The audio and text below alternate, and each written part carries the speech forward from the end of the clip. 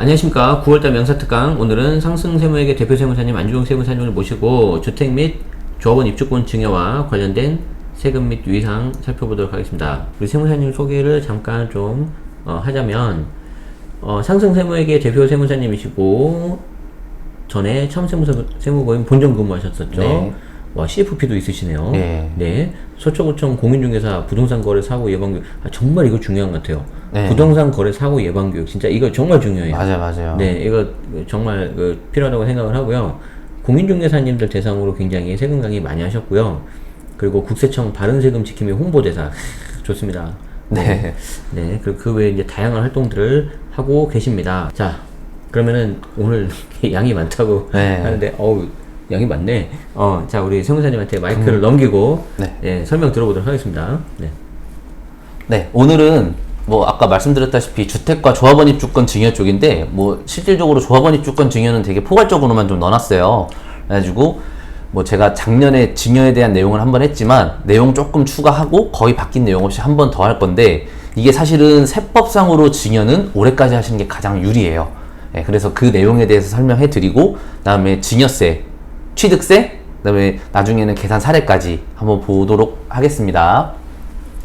자, 1번 세법상 2022년까지 주택 및 부동산을 증여해야 되는 합리적인 이유인데요. 이거는 진짜 세법상이에요. 세법상 합리적인 이유. 자, 1번 양도소득세 한시적 중과배제인데, 다주택자가 2022년 5월 10일부터 2023년 5월 9일까지 2년 이상 보유한 주택을 양도할 때 지금 현재 양도소득세를 한시적으로 중과배제를 하죠. 근데 이것도 중요하신 게 2년 이상 보유하셔야 돼요. 2년 미만으로 보유했으면은 그냥 77%, 66%가 나오기 때문에 별로 의미 없어요. 그래서 원칙적으로는 중과가 된다 그러면 2주택자는 20%, 3주택자는 30%가 중과되고 장기보유 특별공제가 되지 않았는데, 중과세율이 한시적 배제가 되면은 중과세율이 적용되지 않고 기본세율 6에서 45%가 적용되고, 장기보유 특별공제도 3년 이상 보유한 경우 1년에 2%씩 최대 30%까지 가능해요. 그래서 2년 이상 보유한 주택을 부담부 증여할 때, 이 부담부 증여는 좀 이따 보시겠지만 증여와 양도가 섞여 있어요. 이 양도 부분에서 중과배제 규정이 적용이 가능하기 때문에 중과가 되는 경우보다 양도세 부담이 현저하게 적어져요. 이게 첫 번째 이유고요. 자, 두 번째, 다 많이 아시겠지만 2023년부터 부동산 증여 시 취득세 과세표준 시가 인정액 도입이에요. 2022년까지는 이건 나중에 계산도 한번 해보겠지만, 이 부동산을 증여하는 경우에 취득세 과세표준이 현재는 시가표준액이에요. 기준시가. 이 시가표준액은 지방세에서 쓰는 말이고 기준시가는 세법에서 쓰는 말이에요. 근데 실질적으로 주택 같은 경우에는 주택 가격이 있기 때문에 거의 동일하게 보셔도 돼요. 그래서 제가 오늘은 좀 혼용해서 쓸 거예요. 시가표준액은 기준시가다, 이런 식으로 쓸 거고, 대신에 23년부터는 이 부동산을 증여할 때 취득세 과세표준이 시가인정액이 돼버려요. 이 시가인정액은 감정평가액 이런 것들이에요. 유사매매 사례가액이나 으로 산정되기 때문에 취득세가 현저하게 증가하게 됩니다. 그래서 2022년은 기준시가인데 2023년부터는 시가인정액으로 과세를 하기 때문에 그것도 텀이 좀, 갭이 좀 많죠. 그렇죠. 그래가지고 취득세도 굉장히 좀 증가하게 되고요. 그리고 이거 한번 물어보시는 분들이 있어요. 이거 개정됐나요? 이렇게 물어보시는 분이 있어요. 이거 만약에 개정이 안 될 수도 있지 않나요? 이렇게 말씀하시는 분이 있는데, 이건 이미 2021년에 개정된 내용이고 23년부터 시행된다라고 개정이 된 내용이기 때문에 아마도 최근 세법 개정안에 이게 안 올라왔기 때문에 제가 봤을 때는 무조건 이렇게 개정이 되지 않을까 싶어요. 이게 21년 8월인가 됐을까요? 네, 맞아요. 3번 양도소득세 취득가액 2월 과세 5년에서 10년 개정인데요. 자, 이거는 뭐냐면 우리가 이제 증여를 받으면 그 증여받은 금액이 취득가액이 되잖아요. 그러니까 이런 꼼수를 부릴 수가 있어요. 사실 지금도 주식 같은 데선 가능해요. 네. 그래서 해외 주식 같은 데선 많이 사용하고 있는데, 직계존비속이나 직계존비속은 우리 증여재산 공제가 5천만 원 되고 배우자는 6억이 되잖아요. 그래서 이거를 배우자한테 6억짜리를 예를 들어서 증여를 한 다음에 바로 팔아버리면 차익이 없어지잖아요. 그거를 방지하기 위해서 부동산을 증여하고 5년 이내에 팔면 이 증여한 사람의 취득가액이, 증여한 사람의 취득가액으로 양도소득세 계산을 하는 거예요. 왜냐면 이 조세 회피 행위를 막기 위해서. 자, 그래서 한번 보시면 직계 존비속 또는 배우자에게 증여를 받은 후 5년 이내에 양도하게 되면은 취득가액을 증여자의 취득가액으로 적용하는 취득가액 이월과세 규정이 적용되고 있어요. 다만 23년에 개정되는 세법 개정안을 보면은 이 이월과세 기간이 5년에서 10년으로 늘어납니다. 확정된 건 아닌데 정부안이기 때문에 거의 확정이라 보셔야 될 것 같아요. 왜 이런 거는 통과 잘 되고 종부세는 그러니까요. 그러니까 23년 증여분부터는 부동산을 증여하고 10년 이내에 해당 부동산을 양도하는 경우에는 이 증여자의 취득가액으로 양도세를 계산하기 때문에 양도할 수 있는 기간이 그 증여일로부터 10년이 되니까 2022년에는 만약에 증여하신다면 그대로 5년 규정이 적용되니까 2022년에 증여하시는 게 좋고요. 그리고 마지막으로 상생임대주택이에요. 이 상생임대주택도 우리 그때 제네시스방님 채널에서 최완규 세무사님이 한번 뽀개 주셨잖아요. 이 상생임대차 계약의 종전 임대차 계약이 1년 반 이상이어야 되는데 이 종전 임대차 계약 자체가 승계로 취득한 건 안 돼요. 그래서 만약에 부담부 증여를 받아가지고 이거를 계약을 승계했다. 이거는 직전 임대차 계약으로 승계가 안 되기 때문에 승계 임대차 계약은 직전 임대차 계약으로 인정되지 않기 때문에 그 22년 12월 31일 이전에 종료되는 임대차 계약 이 있는 그 부동산을 부담부 증여해야만 직전 임대차 계약으로 인정돼서 상생임대주택 비과세가 가능해요. 이거는 조금 깊이 들어가면 되게 복잡한 내용이기 때문에 상생임대주택은 만약에 상생임대주택을 이용하실 거면 2022년 12월 31일까지 증여하셔서 그거를 직전 임대차 계약도 거기에 해당돼야 돼요. 이게 좀 어렵나요? 아마 들으셔서 다들 아실 거예요. 네, 그래서 어쨌든 승계 임대차 계약은 인정이 되지 않기 때문에 2022년 12월 31일까지 새로운 계약을 하셔야 되니 그렇죠. 그 전에 끝나는 계약을 기준으로 네. 그 부담부 증여를 하거나 아니면 이런 것도 있겠죠. 공실인 거를 지금 증여받아서 그 증여받은 다음에 그 사람이 임대차 계약을 하게 되면은 직전 임대차 계약으로 인정이 되니까 그렇게 해서 상생임대주택 비과세를 이용할 수도 그게 있다. 깔끔하죠. 네, 그게 좀 깔끔할 것 같아요. 저는 여기에 대한 상세 내용은 그때 최완규 세무사님 한 거 영상 보시면은 아주 그냥 디테일하게 나와 있습니다. 네. 네, 그래서 저도 좀 적어놨습니다. 이렇게. 네네네. 네. 자, 그래서 이제부터는 증여세랑 취득세랑 이렇게 보실 건데요. 네. 먼저 증여세 볼게요. 증여세는 국세, 취득세는 지방세죠. 지금 제가 볼 거는 국세인 증여세예요.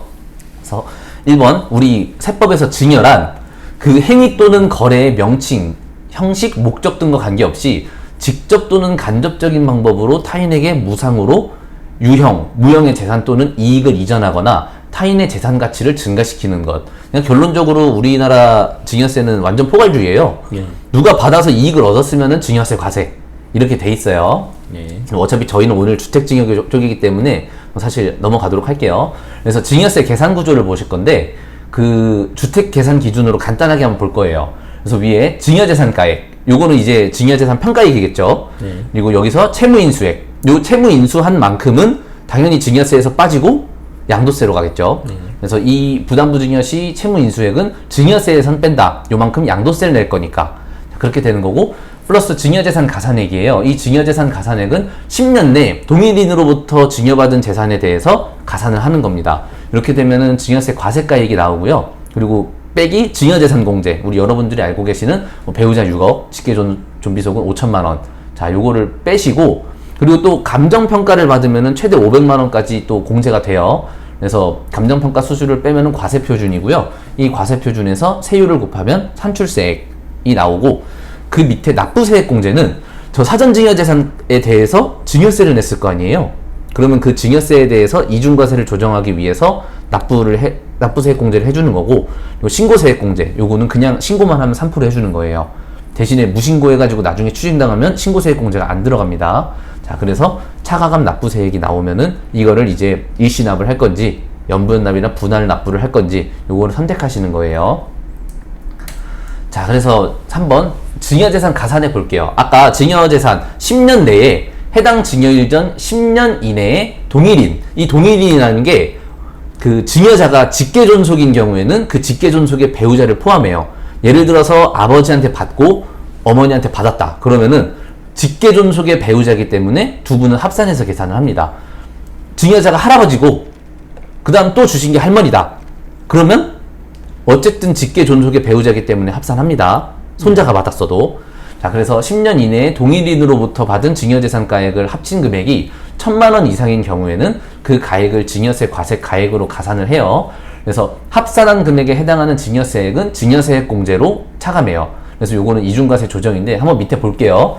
21년에 아버지에게 1억 원을 받고 22년에 어머니에게 2억 원을 증여받았어요. 아버지, 어머니니까 직계 존속이고 그다음에 직계 존속의 배우자를 포함하니까 동일인이겠죠. 요건 21년, 22년으로 네, 봐주세요. 여기가 21년, 22년. 네, 21년에 1억을 받아가지고 증여재산 공제 5천만 원을 받고요. 그다음에 과세표준 5천만 원이 되면은 여기에 대한 세율이 10%예요. 그래서 500만 원이 되고 신고세액 공제가 3% 들어가죠. 그러니까 이게 485만 원이 나왔어요. 자, 근데 2022년에 보시면 2억을 더 어머니에게 받았죠. 대신에 동일인이기 때문에 증여재산 가산액에 1억을 가산해서 3억 원을 이 증여세 과세가액이 3억 원이 되는 거고요. 그다음에 증여재산 공제 5천만 원을 적용해서 2억 5천이 되고 그다음에 이렇게 되면은 산출세액이 4천만 원이 나와요. 근데 이제 증여세액 공제 아까 2021년에 1억 받을 때 우리가 이 산출세액 500만 원을 냈죠. 그래서 요거는 이중과세 조정으로 빼주고 그러면 3,500만 원에 3% 또 신고세액 공제가 들어가서 납부 금액은 3,395만 원이 됩니다. 만약에 여기서 네. 아버지한테 1억 받았는데 네. 어머니 동일인이 아니라 네. 할아버지한테 2억 받았어요. 할아버지한테 2억을 받으면은 네네. 그럼 어떻게 될까요? 그 밑에 내용이 있습니다. 아, 보도록 하겠습니다. 네. 여러분이 궁금할 것 같아요. 물어봤습니다. 증여재산 문제인데 네. 자, 거주자인 수증자가 네. 수증자는 이제 여기서 좀 말씀드리면은 증여자는 주는 사람이고 수증자는 받는 사람이에요. 네. 네, 그래서 거주자인 수증자가 증여자로부터 증여를 받을 때는 이 증여재산 공제를 적용하는데요. 뭐 아시다시피 배우자는 6억이고요. 네. 직계 존속, 증여자가 직계 존속이니까 아들한테 주는 경우 이렇게 생각하시면 돼요. 그럼 5천만 원. 다만 그 직계 존속은 손자도 직계 비속이잖아요. 네. 그러니까 직계 존속이 할아버지가 손자한테 주는 경우도 증여자는 직계 존속이겠죠. 다만 수증자가 미성년자인 경우는 2천만 원이에요. 자, 그래서 예를 들어 가지고 미성년자인 손자한테 할아버지가 줬다. 그러면은 2천만 원만 공제가 되는 부분이고요. 그다음에 증여자가 직계 비속이다. 이거는 아들이 아버지한테 드리는 거예요. 그것도 5천만 원 공제가 되고 그밖에 친족, 사위, 며느리, 고모 막 이런 분들은 1,000만 원까지만 공제가 가능해요. 그렇죠. 자, 그래서 둘 이상의 증여 시기가 다른 경우, 이 다른 경우에는 순서대로 가요. 최초 증여세 과세가액에서 순차로 공제를 하고요. 만약에 둘 이상의 증여가 동시에 있어요. 할아버지가 5천만 원을 주고 아버지가 5천만 원을 같은 날 줬어요. 네. 그러면은 이 증여재산가액 5천만 원으로 안분해가지고 계산을 하는 거예요. 예를 들어 성인이었다면 2,500, 2,500 증여가 되겠죠. 네네네. 자, 그러면은 바보 같은 거죠. 네네. 할아버지한테 먼저 받았어야겠죠. 그렇죠. 왜냐면 또 할증이 있으니까. 네네. 네. 그리고 지금 직계 존속에서 직계 비속으로 증여할 때 1억. 요 경우죠. 우리 두 번째 네네네. 경우. 요 경우가 이제 1억, 미성년자는 5천만 원까지 공제하는 법안이 올라와 있어요. 근데 네. 이번 세법 개정안에 반영이 안 됐더라고요. 그래서 이게 의안으로 올라와서 반영을 안 한 건지 해줄 마음이 없는 건지 잘 모르겠어요. 그런 건 왜 안 하나요? 아, 그건 모르겠어요. 그래서 저 아니, 세법 개정안에 이걸 가서 10년 그거는 그런 거는 할 것 같고. 아, 그러니까요. 그래가지고, 어쨌든 지금 제가 봤을 때는, 네, 이거는 개정이 돼야 되지 않을까. 이게 아마 법안이 올라와 있는데, 개정안에만 반영 안 된 걸로 좀 바라고요. 그리고 최근에 그런 얘기도 있죠. 배우자 공제도 10억까지 올라간다. 라는 얘기도 뭐 있어요. 별로 기대 안 합니다. 얘기는 있습니다. 네, 네. 뭐 그런 거는 저는 별로 기대 안 하고 있다가 네. 뭐 그냥 생각도 안 했는데 되면 그냥 보너스구나라고 생각하는 거죠. 그렇죠. 아니 그럼 요 경우에 안분 계산을 한다고요? 네. 이게 동시에 받았을 때. 동시에 받았어요. 할아버지한테 같은 날 5천만 원 받고, 아버지한테 5천만 원을 받으면은, 네네. 2,500씩 나누잖아요. 네네. 이렇게 되는 거고, 만약에 할아버지한테 5천만 원 받고 그 다음날 아버지한테 5천만 원 받으면 할아버지 쪽에서 다 쓰는 거예요. 그러니까. 그게 맞는 거예요. 무조건 그 할아버지한테 먼저 받는 게 맞는 겁니다. 왜냐면 이게 할증이 붙기 때문에 또 이따 가서 좀 대충 설명드릴게요. 그래서 그리고 하나 네. 또 질문이 네, 여기서 3억을 한꺼번에 받으면 그냥 이대로 그냥 쭉 계산하면 되잖아요. 그렇죠. 그러면은 증여세액 공제 없이 요거 총 없잖아요. 납부세액은 똑같겠죠. 총 납부세액은 똑같잖아요. 그럼. 총 납부세액은 똑같은 거겠죠. 그렇죠. 네. 왜냐하면 이때는 먼저 1억을 냈으니까 이걸 먼저 냈잖아요. 그렇죠. 여기서 한꺼번에 네. 3억을 했으니까 요거랑 요거 두 개 더한 값을 이제 했겠죠. 그대로 나오겠죠. 예. 네. 낼 세금은 똑같다. 무슨 말이냐면은 뭐 이거 조금 뭐 순서 바꾼다고 달라지는 거 없다는 거예요. 그렇죠. 예. 그렇게 했으면 진작 다 했지 우리가. 그렇죠, 그렇죠. 예. 그래서 증여재산 공제는 요거는 그룹별로 10년이 그룹별로 10년간 주어져요. 너무 길다. 아버지가 아들한테 주고 나서 5천만 원 공제가 됐죠. 그럼 10년이 지나야 또 5천만 원이 생긴다는 거예요. 자, 그래서 이거 볼게요. 2019년에 네. 할아버지에게 5천만 원을 증여받았어요. 네. 증여재산 공제 5천만 원 사용했죠. 그렇죠. 이미 써버렸죠. 그 다음에 아버지한테 5천만 원을 증여받아요. 네네네. 근데 동일인인가요? 다르죠. 아니죠. 그래서 대신에 그룹은 직계 존속 그룹이죠. 네, 이 네, 직계 존속 그룹에서 5천만 원을 썼기 때문에 네. 아버지에 대한 증여세는 네. 할아버지와 합산하진 않지만 네. 증여재산 공제는 받을 수가 없어요. 네. 왜냐하면 2019년에 이미 직계 존속인 할아버지에게 받았기 때문에 그래서 2029년부터 다시 증여재산 공제가 생깁니다. 근데 인간적으로 네, 강산이 바뀔 때 5천만 원 주겠다는 근데 거죠. 인간적으로 네. 시간도 너무 길고요. 그렇죠. 세무사님도 마찬가지지만 이거 항상 질문 받으시죠. 많이 받죠. 맨날 헷갈리잖아요. 아니 인별로 공제를 했으면 좋겠어. 그러니까요. 할아버지 뭐 한 5억, 할머니 한 5억, 아빠 뭐 한 5억 네. 깔끔하게. 이제 미국 같은 경우는 네. 통합세액 공제라고 해가지고 네. 거의 지금 제가 그때 미국 거의 안 강의했을 나온다 때 하더라고요. 80억이었나 그랬어요. 그러니까 어디 가면 네. 안 나온다 하더라고. 그러니까 받으면 웬만하면 그거 다 써가지고 네. 없어요. 네. 근데 사실 생각해 보면은 이 우리가 아파트를 사서 보세요. 아파트를 사는 것도 사실 세후로 사는 거잖아요. 여기에 대한 자본소득은 조금 과세하는 것도 마음에 안 드는데 과세를 해도 조금만 해야 되는데 너무 많이 하긴 해요. 좀 인간적으로 진짜. 네. 게다가 뭐 사실 상속세도 그렇잖아요. 네. 예금으로 받을 때 네. 15.4% 다 떼고 2천만 원 넘으면은 뭐 금융재산 같은 것도 다 세금을 낸 금액인데 네. 이 세후 금액에 대해서 그러니까 또 세금, 상속세를 낸다는 세금 게 떼고 남은 그 약간 그 금액에 또 세금을 떼는다는 게 너덜너덜해진 거기에 대해서 다시 마지막 한 번 더 때리는 거. 그래서 미국은 통합세 공제가 있는 거예요. 이게 세후 금액이기 때문에 이미. 맞아요. 그러니까요. 그래가지고 참 우리도 근데 그래도 요즘 최근에는 상속세가 약간 유산취득세형으로 좀 바뀐다 그래가지고요. 그 아마 연구 용역이 들어가는 걸로 알고 있어요. 맨날 용역만 하고 있지. 맨 용역은 한 2년째 하는 거. 그러니까 용역만 해요. 마지막으로 우리 세무사님 그 소감을 좀 한마디 듣고 마무리하도록 하겠습니다. 오늘 어떠셨습니까? 아 네. 오늘 너무 또 네. 처음에 좀 긴장해가지고 뭘 긴장을 지금 하고 되게 그래요? 후회가 되는 부분이 그 상생임대주택 쪽을 네. 막 말을 막 더듬은 것 같아가지고. 아, 그래요? 제가 하고 싶은 뭐 의도는 네. 뭐 아시겠죠? 네. 우리 최한규 세무사님 뭐 영상 보시면 아실 거니까. 네네네네. 그래가지고 좀 그 부분이 좀 아쉽기는 하고 그래도 또 너무 나와가지고 또 너무 영광이고요. 다음에는 또 더 좋은 자료로 해가지고 또 준비해가지고 또 다시 나오겠습니다. 네, 그럼 세무사님 오늘 감사드리고요. 네. 감사합니다. 네, 인사하고 마무리하겠습니다. 네. 네, 여러분 고맙습니다. 감사합니다. 네, 바이바이.